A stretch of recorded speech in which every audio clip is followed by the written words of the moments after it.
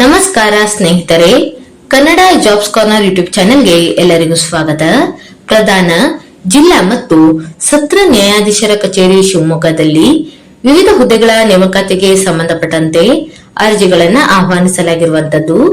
ಇನ್ನು ಯಾವ್ಯಾವ ಹುದ್ದೆಗಳಿವೆ, ಎಷ್ಟೆಷ್ಟು ಹುದ್ದೆಗಳು ಖಾಲಿ ಇರುವಂತದ್ದು, ಏಜ್ ಲಿಮಿಟ್, ಎಜುಕೇಶನಲ್ ಕ್ವಾಲಿಫಿಕೇಶನ್ ಹಾಗೂ ಸೆಲೆಕ್ಷನ್ ಪ್ರೊಸೀಜರ್ ಬಗ್ಗೆ ಈ ಒಂದು ವಿಡಿಯೋದಲ್ಲಿ ಮುಂದೆ ನೋಡ್ತಾ ಹೋಗೋಣ.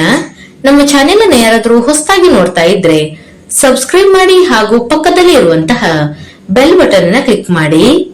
ಪ್ರಧಾನ ಜಿಲ್ಲಾ ಮತ್ತು ಸತ್ರ ನ್ಯಾಯಾಧೀಶರ ಕಚೇರಿ ಶಿವಮೊಗ್ಗದಲ್ಲಿ ಪ್ರೋಸೆಸ್ ಸರ್ವರ್ ಹುದ್ದೆಗಳ ಒಂದು ನೇಮಕಾತಿಗೆ ಸಂಬಂಧಪಟ್ಟಂತೆ ಅರ್ಜಿಗಳನ್ನ ಆಹ್ವಾನಿಸಲಾಗಿರುವಂತದ್ದು. ಒಟ್ಟು 6 ಹುದ್ದೆಗಳು ಖಾಲಿ ಇರುವಂತದ್ದು. ಇನ್ನು ಅರ್ಜಿಯನ್ನ ಸಲ್ಲಿಸುವಂತಹ ವಿಧಾನದ ಬಗ್ಗೆ ನೋಡೋದಾದ್ರೆ, ಅಭ್ಯರ್ಥಿಗಳು ಆನ್ಲೈನ್ ಮೂಲಕ ಅರ್ಜಿಗಳನ್ನ ಸಲ್ಲಿಸಬಹುದಾಗಿರುತ್ತದೆ. shivamoga.dcourse.gov.in ಈ ಒಂದು ವೆಬ್ಸೈಟ್ ಮೂಲಕ ಅಭ್ಯರ್ಥಿಗಳು ಆನ್ಲೈನ್ ಮೂಲಕ ಅರ್ಜಿಗಳನ್ನ ಸಲ್ಲಿಸಬಹುದು. ಇನ್ನು ಅರ್ಜಿಗಳನ್ನ ಸಲ್ಲಿಸಲು ಪ್ರಾರಂಭ ದಿನಾಂಕವನ್ನ ನೋಡೋದಾದ್ರೆ, ಜುಲೈ 23ರಿಂದ ಆಗಸ್ಟ್ 24ರ ಒಳಗೆ ಅಭ್ಯರ್ಥಿಗಳು ಅರ್ಜಿಗಳನ್ನ ಸಲ್ಲಿಸಬೇಕು. ಇನ್ನು ಆಯಾ ಕೆಟಗರಿಗೆ ಸಂಬಂಧಪಟ್ಟಂತೆ ಖಾಲಿ ಇರುವಂತಹ ಹುದ್ದೆಗಳ ಬಗ್ಗೆ ನೋಡ್ತಾ ಹೋಗೋದಾದ್ರೆ, ಸಾಮಾನ್ಯ ವರ್ಗದ ಅಭ್ಯರ್ಥಿಗಳಿಗೆ ಒಟ್ಟು 3 ಹುದ್ದೆಗಳು ಖಾಲಿ ಇರುವಂತದ್ದು. ಪರಿಷ್ಠ ಜಾತಿಯಲ್ಲಿ 1, ಕೆಟಗರಿ 2A ನಲ್ಲಿ 1, ಕೆಟಗರಿ 2B ನಲ್ಲಿ 1, ಒಟ್ಟು 6 ಹುದ್ದೆಗಳು ಖಾಲಿ ಇರುವಂತದ್ದು.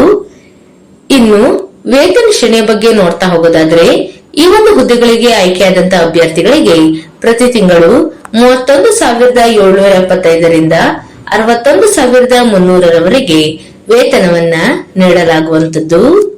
ಇನ್ನು ಶೈಕ್ಷಣಿಕ ವಿದ್ಯಾರ್ಥಿ ಬಗ್ಗೆ ನೋಡ್ತಾ ಹೋಗೋದಾದ್ರೆ, ಎಸ್ಎಲ್ಸಿಯನ್ನ ಪೂರ್ಣಗೊಳಿಸಿರುವಂತಹ ಅಭ್ಯರ್ಥಿಗಳು ಈ ಒಂದು ಹುದ್ದೆಗಳಿಗೆ ಅರ್ಜಿಗಳನ್ನ ಸಲ್ಲಿಸಬಹುದಾಗಿರುವಂತದ್ದು. ಹಾಗೂ ಅಭ್ಯರ್ಥಿಗಳು ಕನ್ನಡವನ್ನ ಓದಲು ಮತ್ತು ಬರೆಯಲು ತಿಳಿದುಕೊಂಡಿರಬೇಕಾಗಿರುತ್ತದೆ. ಮತ್ತು ಡ್ರೈವಿಂಗ್ ಲೈಸೆನ್ಸ್ ಅನ್ನ ಇರುವವರಿಗೆ ಹೆಚ್ಚಿನ ಒಂದು ಆದ್ಯತೆಯನ್ನ ನೀಡಲಾಗುವಂತದ್ದು. ಇನ್ನು ಏಜ್ ಲಿಮಿಟ್ ಬಗ್ಗೆ ನೋಡ್ತಾ ಹೋಗೋದಾದ್ರೆ, ಕನಿಷ್ಠ 18 ವರ್ಷ ಪೂರ್ಣಗೊಳಿಸಿರುವಂತಹ ಅಭ್ಯರ್ಥಿಗಳು ಈ ಒಂದು ಹುದ್ದೆಗಳಿಗೆ ಅರ್ಜಿಗಳನ್ನು ಸಲ್ಲಿಸಬಹುದು. ಇನ್ನು ಸಾಮಾನ್ಯ ವರ್ಗದ ಅಭ್ಯರ್ಥಿಗಳಿಗೆ 40 ವರ್ಷದವರೆಗೆ ಅರ್ಜಿಗಳನ್ನು ಸಲ್ಲಿಸಬಹುದಾಗಿರುತ್ತದೆ.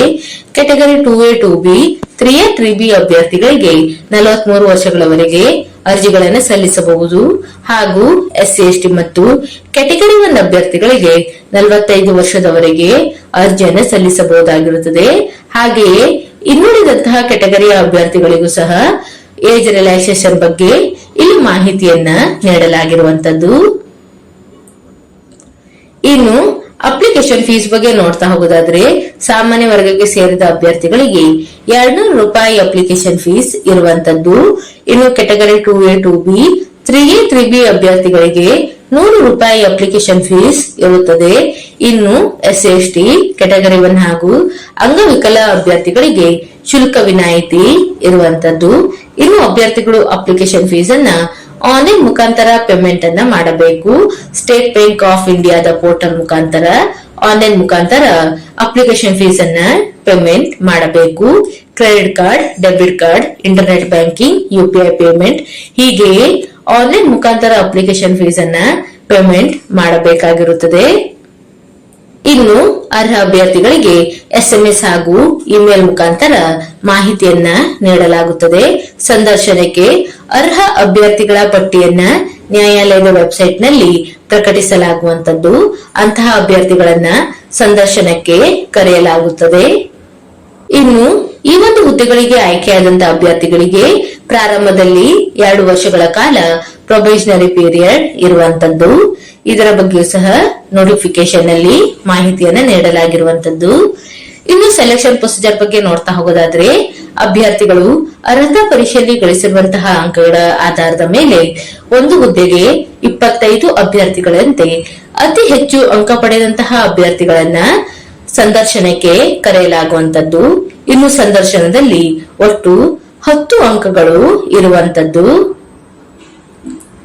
ಇನ್ನು ಆಸಕ್ತ ಮತ್ತು ಅರ್ಹ ಅಭ್ಯರ್ಥಿಗಳು ಈ ಒಂದು ಹುದ್ದೆಗಳಿಗೆ ಅರ್ಜಿಗಳನ್ನು ಸಲ್ಲಿಸಬಹುದು. ಇವಿಷ್ಟು ಪ್ರಧಾನ ಜಿಲ್ಲಾ ಮತ್ತು ಸತ್ರ ನ್ಯಾಯಾಧೀಶರ ಕಚೇರಿ ಶಿವಮೊಗ್ಗದಲ್ಲಿ ಕರೆಯಲಾದಂತಹ ವಿವಿಧ ಹುದ್ದೆಗಳ ನೇಮಕಾತಿಗೆ ಸಂಬಂಧಪಟ್ಟಂತಹ ಮಾಹಿತಿಯಾಗಿರುತ್ತದೆ. ಈ ಒಂದು ವಿಡಿಯೋ ನಿಮಗೆ ಇಷ್ಟವಾಗಿದ್ದಲ್ಲಿ ಒಂದು ಲೈಕ್ ಮಾಡಿ, ಶೇರ್ ಮಾಡಿ ಹಾಗೂ ಸಬ್ಸ್ಕ್ರೈಬ್ ಮಾಡಿ. ಜೊತೆಗೆ ಪಕ್ಕದಲ್ಲೇ ಇರುವಂತಹ ಬೆಲ್ ಬಟನ್ ಅನ್ನು ಕ್ಲಿಕ್ ಮಾಡಿ.